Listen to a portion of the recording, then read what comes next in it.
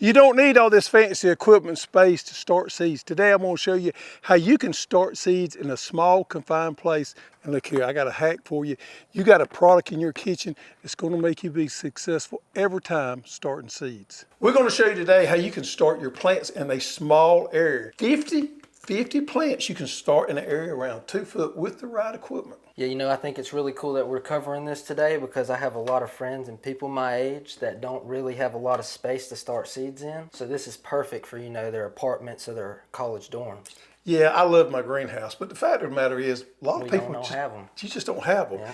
And with the right equipment, and look here, folks, I'm going to tap my seed tray again. This is perfect for small spaces because we can grow the plant out this, and we can directly transplant out of this into the garden. There's none of that big solo cup where you lay solo cups and you step your plants up everywhere and you got to take up a lot more space. You can directly transplant out this into your garden, one step, one time, and be done with it, and you got a nice healthy plant. So we did a little test on these right here. I was actually gone one day, and Evan and a couple more in the office got out there and was playing around, find out just how durable these trays was. So y'all run over these trays with we ran over them with a Bronco and an F350 flatbed. Okay, so you didn't get any damage out of the Bronco? No, we didn't get a single bit of damage on the 25 cell. But this is the damage that was got with the F350 flatbed. Now, folks, this is a truck right here. Still usable, but it crushed a few of the cells on the outside of here. I'm assuming that's where it took a lot of the hit right there, was on the outside there. More than likely. Yeah. But what, 20 of the cells still held up fine, but it did catch some damage on the outside there. I don't know how many thousands of pounds that truck weighs, but that's pretty amazing. This is not that cheap plastic that you buy in the big box store. Another thing too, folks, these will last you for years, if not a lifetime. This is a heavy duty plastic right here. It has a UV inhibitor inside the plastic here to help it from decaying from the sunlight. Now that being said, when you're not using them, clean them off and put them in the shelter. You don't want to leave them out in the sun all the time. But heavy duty right here, I'm partial to them because I helped design them. We got the bottom tray here too. A lot of thought went in these things right here, and I am proud of them. I think it's the perfect seed starting tray. Better than that, it's the perfect seed starting tray for small areas. Okay, so now we're going to start planting here, and we're going to show you how we plant our stuff. Now, I got this tray right here because Evan and I are out to make a mess. I normally like to put my soil in the trays outside, and I like to wet them outside because I get a little nasty sometimes, and Mama Hoss don't like it when I do it inside there. So I've already pre-wet these trays right here, and we're going to plant some seeds in there. We're going to show you how we do the full grow out on these things, from planting them to germinating them, and then putting them underneath the grow light. All right, number one thing we're going to plant here is Mountain Vineyard Hybrid. This right here is an awesome indeterminate tomato. This tomato right here has what we call the crimson gene in it. I tell you what, Evan, let's just plant these more than 5. Let's plant 5 of each one in there and move across there on these right here. We're going to plant okra in that one right there. We're going to plant 25 plants of okra in that one right there, but we're going to mix this one up a little bit. Let's just do 5 of each one. Now, that being said, let's put a couple seeds in there for insurance. Now, as I said this right here, this has got the crimson gene in there, and if you ever talk to a tomato breeder, the crimson gene thing is going to come up. The crimson gene is one of the genes they select that gives that tomato that nice dark red color that we all love. Also, it's got has a real effect on the flavor of the tomato. That crimson gene in there makes that tomato taste so much better. If you ever taste a tomato that's been bred with that crimson gene in there, you'll know what it is because it is beautiful and it tastes great. All right, so we got 5 of those. You dropped 1 or 2? Yeah, I put 2 in each. We'd be sprouting them on the floor. Yeah. All right, next one, folks, is Mingle Mix. Now, this is a mix of different cherry type tomatoes, different colors there, and these are also pelleted right here. We got orange, we got red, and we got yellow, so it's cool to have a different mix of these right here. Indeterminate, so you're gonna need to stake these up. Tell you what I think we're gonna do this year. We're gonna get some of those 8 foot. In the past, I've used a 6.5 foot steel post. T-post? T-post. I think this year we're gonna use the 8 footers. I found some at Tractor Supply, and I think that's gonna work a lot better for our indeterminate types here. I like to grow some indeterminates. They are harder to support and keep in check, but I like them. All right, Tachi. If you want to grow a salsa tomato, This is a great one right here. This is a determinant. So that means that that bush is not going to get out of hand. We don't need any a 6-foot T-post. About how tall will it get? I'm going to say probably about 4.5 foot. These things don't get out of check on you. That's really not like the bush on. This one right here is disease resistant. It's a good hybrid here. I picked this one over the old Amish paste any day. Let me tell you what's great about this variety right here. This is one of the only few tomatoes I know that's got root knot nematode resistance. And if you've been gardening a very long time in the same place, you probably got nematode populations build up. Tachi here is resistant to that, so it helps a lot on that. Also, it's got a huge disease package with it also. It's best known for its root knot nematode resistance. And we're gonna have to plant a couple peppers in there. We got the Hossinator Jalapeno, and we're gonna plant this 5 of them. 5 plants of jalapeno is a gracious plenty for me. Doesn't take a whole lot. These plants right here are disease resistant and they load up. I mean, load up on jalapenos. It's not the hottest jalapeno out there. It's not the mildest either, kind of in the middle there. This is a great one. And our last one that we're going to plant in that first tray right there is Gold Rush banana pepper. Banana peppers to me is one of the favorite things I love to grow and eat. We love to stuff them. I just love banana pepper. I'm not a huge bell pepper fan. I love poblanos and bananas.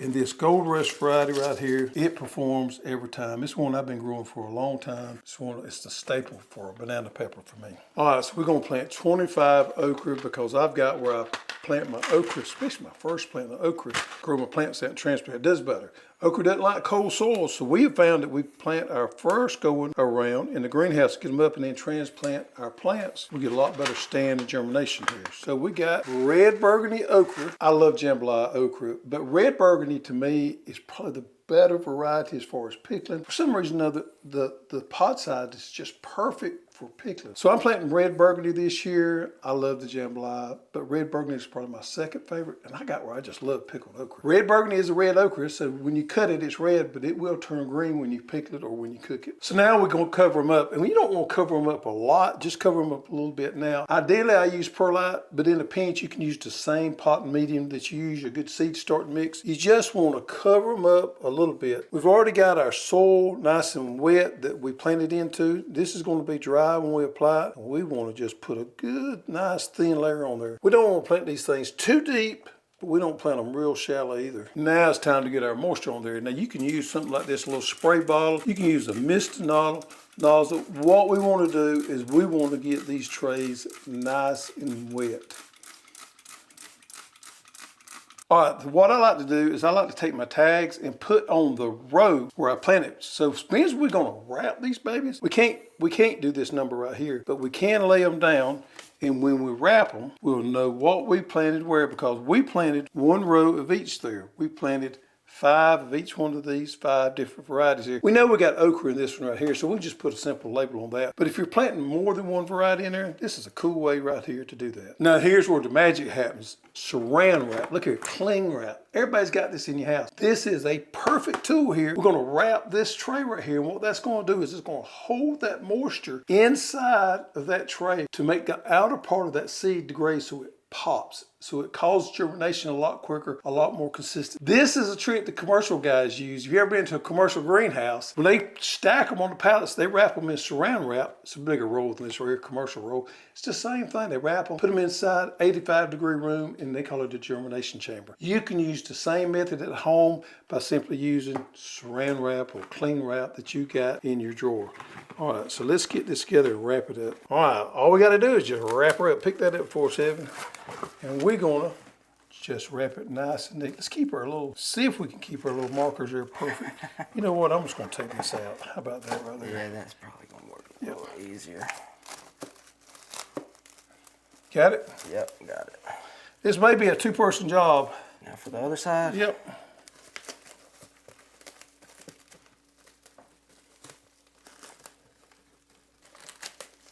We're just gonna kind of seal that up right there.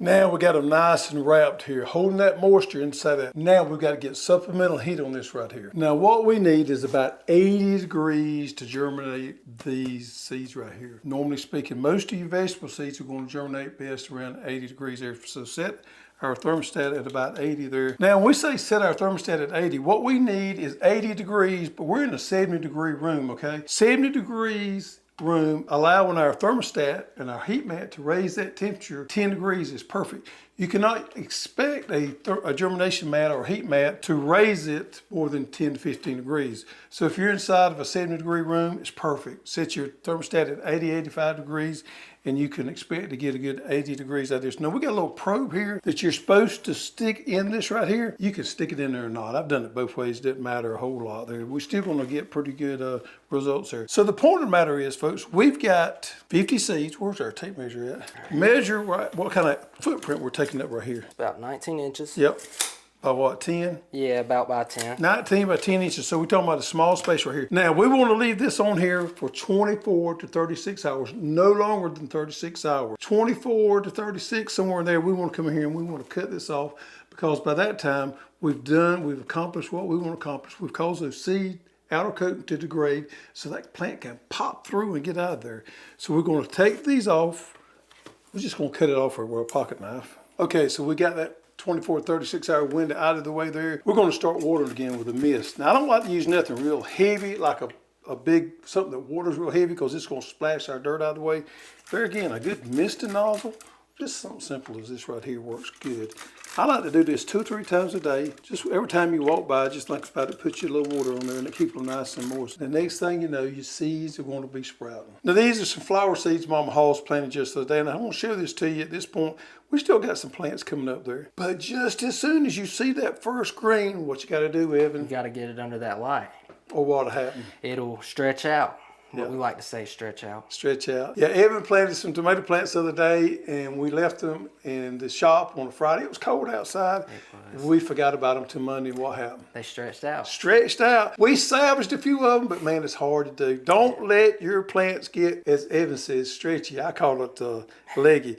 Don't let them get stretched out, because you could more likely you're gonna lose your plants. It's too much work to go through there. You gotta get them underneath some kind of light just as soon as we see the first green pop out there. Now, you do supplemental light, such as what we're gonna show you here, or you can put them in the sunroom. If you put them in the sunroom and you got that natural sunlight coming in, make sure you rotate them, because those plants are going to pull toward that light. So rotating that around will help keep it more up. I prefer to use a grow light because I can control the environment better. All right, so we've seen our first little sprout come through. Now it's time to move off the heat mat onto light. Now, you could do this either way. You notice we're using our bottom tray right there, and that's perfect because that's a reservoir for our water there. It allows that tray to drain out there. Or with these light kits right here, they have this wicked mat here, so you could use it either way, with or without the bottom tray there. Now, as soon as I get them underneath my light, and I do prefer to use a LED light because it didn't put off that excess heat. If you use some of those old fluorescent lights, they put off a lot of heat and you can burn your scorch your plants. I like to start out at 6 inches above my tray, just about like that right there. As my plants grow up, what am I going to do? Slightly raise it. Raise her up. Then you raise them up as your plants get big. And next thing you know, folks, you're ready to put your transplants out in the garden. So we have done 50. Yep, 50 seeds. 50 seeds. We got 50 plants. We're going to direct sow them in here, and we're going to plant them directly out of here off a little bitty area such as this right here. Now, if you're real ambitious, you could take your heat mat behind this counter spot right here. Have you another crop coming along? Another 50 seeds. Just like boom, boom, boom. Yeah, there you go. Next thing you know, you got more than what you can use. You can give away to your friends. Folks, no excuse why you can't start your seeds, grow your own. Why do you want to grow your own seeds? Because you can grow varieties that do best for you and varieties that you're going to love. So seed starting in small spaces, easy peasy. Easy peasy.